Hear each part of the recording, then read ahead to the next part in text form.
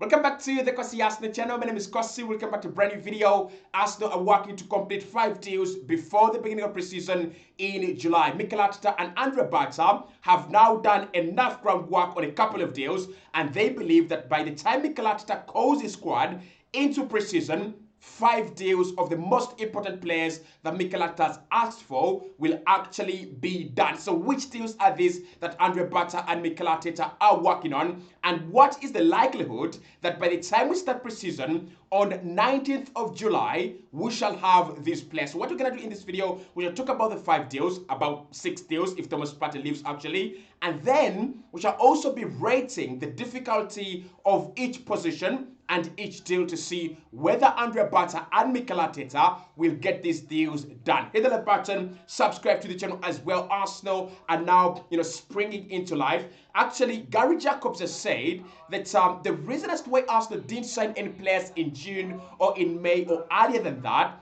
is this: Arsenal are not panicking in the transfer window as their targets are on holiday until next month after the international duty. No club wants to pay wages for new players sitting on the bench. Arsenal are expected to accelerate deals around the turn of the month. That is according to Gary Jacobs, and that is the same story that has been run by Sky Sports today and yesterday. The Arsenal are now stepping up. They're now accelerating their deals in this month, and of course most of their deals are going to be done in July. Now for me, the danger with this, again, like I've already said, you want your new signings to begin preseason. You want your new players to be part of preseason. We saw it last year, we saw it last season.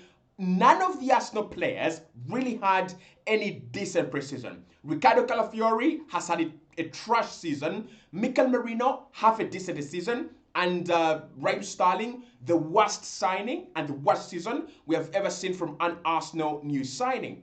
So if Arsenal is saying that we can get deals done between now and the beginning of preseason, then apart from the rush of adrenaline and apart from the boring summer, I don't have a problem with that. I really don't have a problem if Arsenal are really sure and they are confident they're going to get these deals done before preseason, because this is a very important summer. For a center forward, we have not played with a proper center forward in about 3 or 4 years, right? So we are going to be playing with a player that expects to be fed. We're going to be playing with a player up top that expects quality from the midfield. And that is going to take some time. I think the likes of Declan Rice, they're going to have to upgrade their creativity. The likes of Martinelli, the likes of Saka, all of these players are going to have to upgrade their creativity. And for you to do that with a new player, you're going to need some time training with them. And then, of course, we have the Thomas Partey situation where you have Martin Zubimendi coming in as the new defensive midfielder. And we know from Mikel Arteta, Pep Guardiola, Luis Enrique, all these other modern managers, a defensive midfielder is not just a defensive block. It's not that. You do a lot more in terms of ball progression, in terms of penetration, in terms of winning the ball back, obviously. If you look at the numbers for Martin Zubimendi, I think I was watching the different knock. They had put together 3 reasons why Arsenal are fighting to get Martin Zubimendi. And the 3 reasons were actually one, he had actually won the ball more times, that is 390 times in La Liga in the past 2 years, right? And that tells you everything you need to know about a Partey replacement. You've got to have the ability to win the ball back. But also, he's one of the players that are so good and comfortable in ball progression and penetration. So I think if Mikel Arteta is changing the starting 11 with a number 9, possibly a left winger, and maybe a DM, a number 6, you've got to get players early. You've got to sign players early in order for us to train and get used to this new system. It's going to be different. It's different when Partey's in midfield. It's going to be different when Zubimendi is in midfield, in fact. But what are the 5 deals and what is the likelihood we can get each deal done, and how difficult or easy are they? Number 1 is the Martin Zubimendi deal. It's already done. Medical should be done today or tomorrow, and then next week we should get everything done so that by the time July knocks on the door, we announce Martin Zubimendi as the first signing of the summer. Now, Zubimendi is the player that we could have announced already, right? But these are players that have been on international break. He played in the UEFA Nations League with Spain. I presume that after that, he was given some time to rest. And then, of course, after that, he has to come in, do the Arsenal deals, complete everything, and then go back maybe on break for about 2 weeks, and then return on the 19th of July for us to do preseason. We have about 3 or 4 games for preseason in the coming month. So the Martin Zubimendi deal is easy. It's 100% easy. It's just that Sociedad have told Arsenal, do not announce him before July. Do not get the deal done. Do not announce the deal officially before July.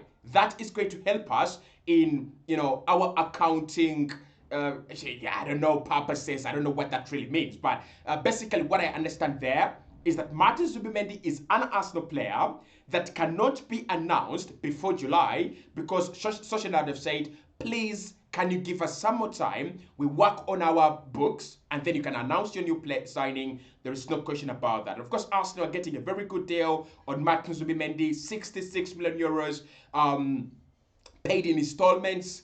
If they did us a favor, we've got to return that favor. So that is a done deal. 1 out of 5, that is 100% easy and happening. Then deal number 2 is the Kepa Arrizabalaga deal. That one is like, in terms of difficulty, the Zubimendi deal is 0 out of 10. The Kepa deal is a 1 out of 10, and I'm going to explain why. The Kepa deal is easy as well. So it's a 1 out of 10 in terms of difficulty. It should be very, very easy for us to do. But the problem with that deal is it is not over until it's over. It's a release clause. That means that any club can come in and trigger the release clause of Kepa Arrizabalaga as long as they agree personal terms with the player. And also, we are hearing a lot of talk that, yes, Arsenal believe it's done, signed, and sealed. But before you trigger the release clause, before you activate the release clause of the player, he's not your player at the moment. That is the truth. Also, I want to say this, right? If you think about Kepa, he's been a #1 at Bournemouth, and he's a #1 quality goalkeeper at so many clubs.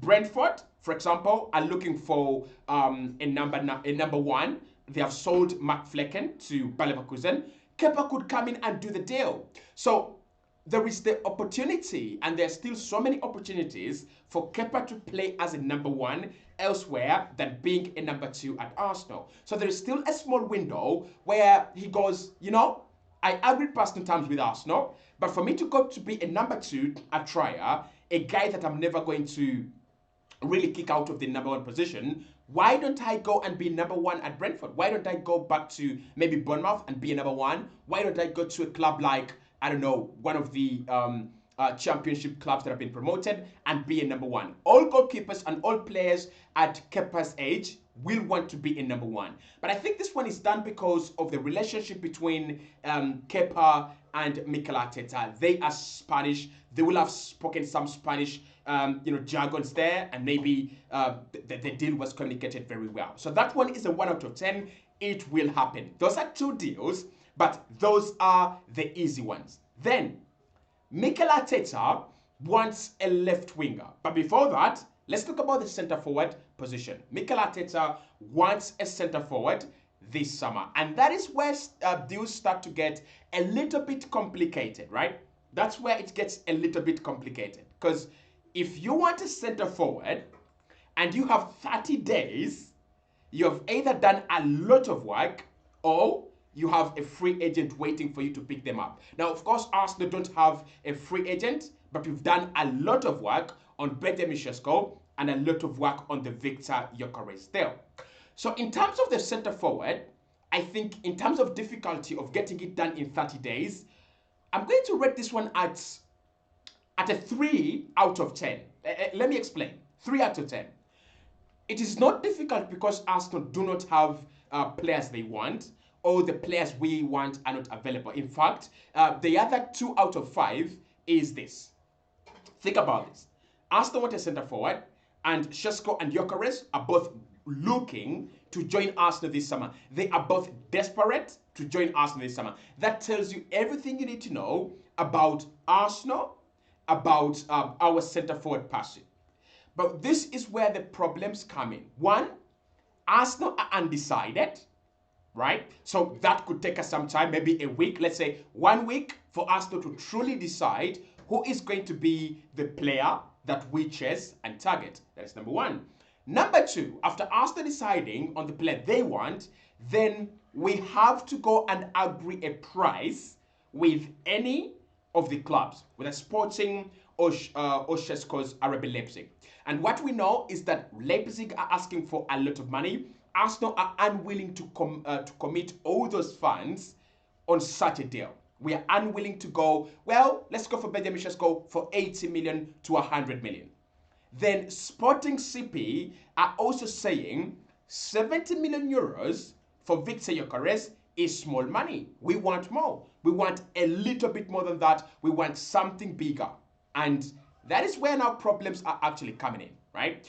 Now, Arsenal have got to go and spend about 10 to 20 days negotiating prices and negotiating structures and negotiating add-ons and bonuses and everything. That is going to take some time. But that is not the end. That is not what makes that deal difficult. Also, what makes those deals difficult is that Arsenal are not the only club interested.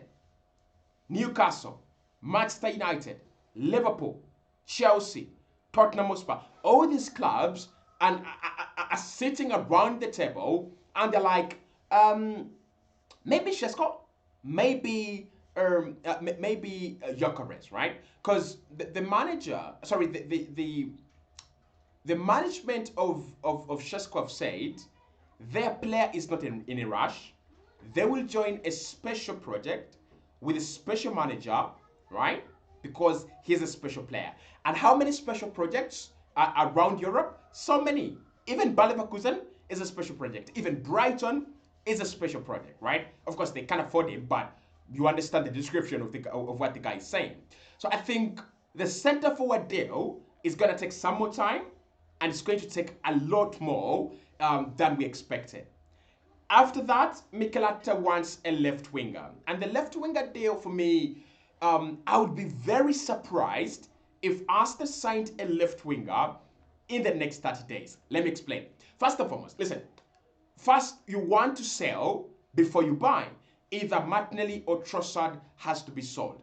And even if they're not sold yet, if you bring in a left winger, it means you're going to have to eliminate one of the two left wingers that you have. It's either Trossard or Gabriel Martinelli. So Arsenal have to bring in a player that is clearly an upgrade, an upgrade to the options we have at the moment. That could be anyone.